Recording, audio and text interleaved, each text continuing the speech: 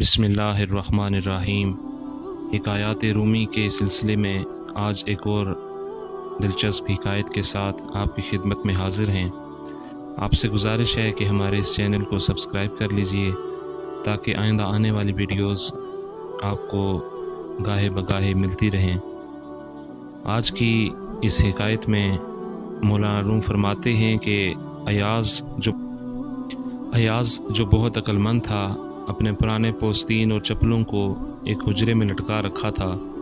وہ روزانہ اس حجرے میں تنہا جاتا اور اپنے آپ سے کہتا کہ دیکھ تیری چپلیں یہ رکھی ہیں، خبردار تکبر مت کرنا۔ لوگوں نے بادشاہ سے عرض کی کہ ایاز نے ایک حجرہ بنایا ہے، اس میں چاندی سونا جمع کیا ہے اور ایک شراب کا چھوٹا سا پیپا بھی وہاں کسی کو آنے نہیں دیتا، ہمیشہ دروازہ بند رکھتا ہے۔ بادشاہ نے فرمایا اس غلام پر حیرت ہے، بھلا ہم سے کیا چیز اور کیا بات پوشیدہ رہ سکتی ہے؟ بادشاہ نے ایک امیر کو حکم دیا کہ آدھی رات کو زبردستی دروازہ کھول کر اندر گھس جاؤ، وہاں جو کچھ پاؤ اور وہاں کے پوست کنندہ حالات اہل دربار پر ظاہر کرو۔ اس کے کیا معنی کہ ہمارے اتنے کم اور بے حساب مہربانیوں کے باوجود بھی اپنی بدفطری کی وجہ سے سونا چاندی چھپا کر رکھتا ہے۔ اگرچہ بادشاہ خود اس کی پاک بازی کا یقین رکھتا تھا، لیکن امیروں کو اعلانیہ دکھانے کے لیے تدبیر کی اور حکم دیا کہ اے امیرو، آدھی رات کو جا کر اس کے حجرے کا دروازہ کھولو، اس کی ساری دولت میں نے تمہیں بخش دی۔ بادشاہ امیروں سے تو یہ کہہ رہا تھا، مگر اس کا ضمیر جانے بوجھے کے متعلق ایسا حکم دینے پر بےتاب تھا کہ میری زبان سے ایسے احکام ایاز کے متعلق نکلیں۔ اگر میری ایسی سنگ دلی کا حال وہ سن لے گا تو اس کا کیا حال ہوگا؟ پھر کہتا تھا کہ اسی کے دین و ایمان کی قسم، اس واقعے کے بعد اس کی عزت و توقیر اور بڑھ جائے گی۔ اگر میں آزمانے کو 100 تلواریں بھی لگاؤں تو بھی اس پیارے کی محبت کم نہ ہوگی۔ القصہ، وہ سب امیر حجرے کے دروازے پر دولت اور شراب لوٹنے کی دھن میں پہنچے۔ چند آدمیوں نے بڑی چالاکی اور کان سے دروازے کا قفل کھول ڈالا، کیونکہ اس پر بہت پیچدار قفل پڑا ہوا تھا۔ ایاز نے یہ قفل بخل کی راہ سے نہیں ڈالا تھا، بلکہ چاہتا تھا کہ اپنا بید عوام الناس سے پوشیدہ رکھے۔ حجرہ کھول کر یہ بدگماں حاسد ایک دم ایسے اندر گھس پڑے جیسے کہ چھاچھ کی ناند میں مکھی مچھر سڑ کر بدبو دینے نکلتے ہیں، کیونکہ وہ چھاچھ کے عشق میں بڑے زور و شور سے گرتے ہیں، مگر نہ چھاچھ کھا سکتے ہیں، نہ باہر نکلنے کا دم باقی رہتا ہے۔ انہوں نے حجرے کے دائیں بائیں دیکھا بھالا، وہاں سوائے پھٹی چپل اور پوستین کے کیا دھرا تھا۔ پھر آپس میں کہا اس جگہ ضرور کچھ ہونا چاہیے، یہ پھٹی ہوئی چپلیں تو ضرور دکھاوے کو ہیں۔ کہنے لگے نوکدار میخیں تو لے آؤ، زمین حوضوں اور بدروؤں کو بھی کھول کر دیکھ لیں۔ چنانچہ ہر طرف کھود کھود کر بھی دیکھا، کہیں گڑھے اور خندقیں کھود ڈالی، مگر آخرکار اپنی حرکتوں پر شرما کر ان گڑھوں کو بھرتے جاتے تھے۔ اس کے بعد انہوں نے اپنی عقل کے اندھے پن سے دیواروں میں بڑے بڑے بغارے ڈال دیے، لیکن یہاں پر بھی ہر اینٹ میں لاحول کی گونج تھی۔ اس گروہ کی تمام گمراہیوں اور بےہودگیوں کے گواہ دیواروں کے بغارے رہ گئے۔ یہ تو ممکن تھا کہ دیوار زبان حال سے نالہ نہ کرے، مگر ایاز کی بے گناہی پر کوئی مجال انکار نہ تھی۔ بہرحال اب یہ فکر پڑی کہ بادشاہ کے سامنے کیا عذر کر کے اپنی جان بچے۔ آخرکار مایوس ہو کر اپنے ہاتھوں اور ہونٹوں کو کاٹ کر لہو لہان کرتے ہوئے، سروں پر عورتوں کی طرح دھتڑ مارتے ہوئے، وہ لوگ گرد و غبار میں اٹے زرد و شرمندہ شکل بنائے حضور شہریار میں حاضر ہوئے۔ بادشاہ کی عرض بیگی نے چھٹتے ہی پوچھا کہ بتاؤ کیا حال ہے؟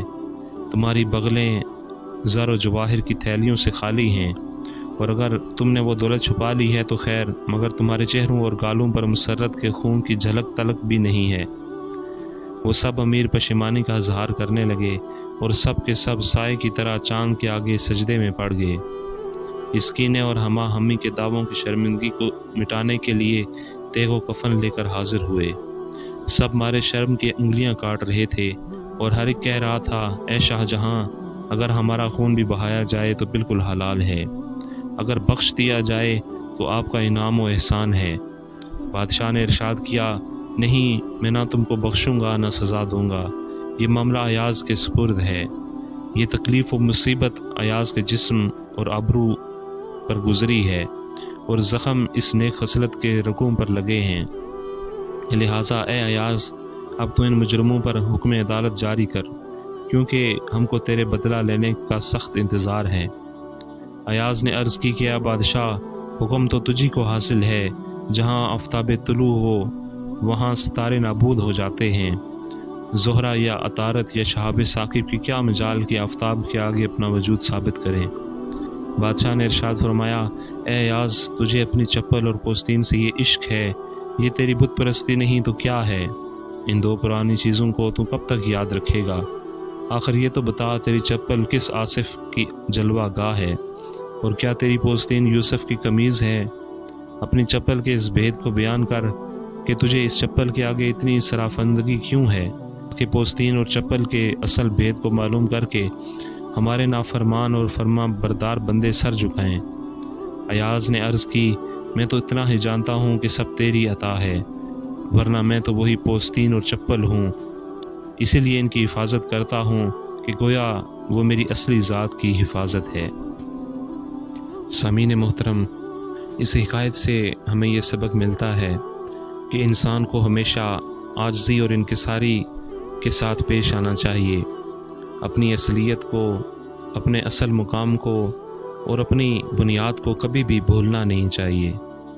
انسان جتنی بھی ترقی کر لے، خواہ وہ علم کے میدان میں ہو، خواہ وہ حال کے میدان میں ہو، خواہ وہ حلم کے میدان میں ہو، لیکن اپنی اصل کو ہمیشہ یاد رکھنا چاہیے۔ بے شک تقویٰ اور نیکوکاری میں انسان کتنی ہی ترقی کر لے، لیکن اسے خود کو سب سے کمتر سمجھنا چاہیے۔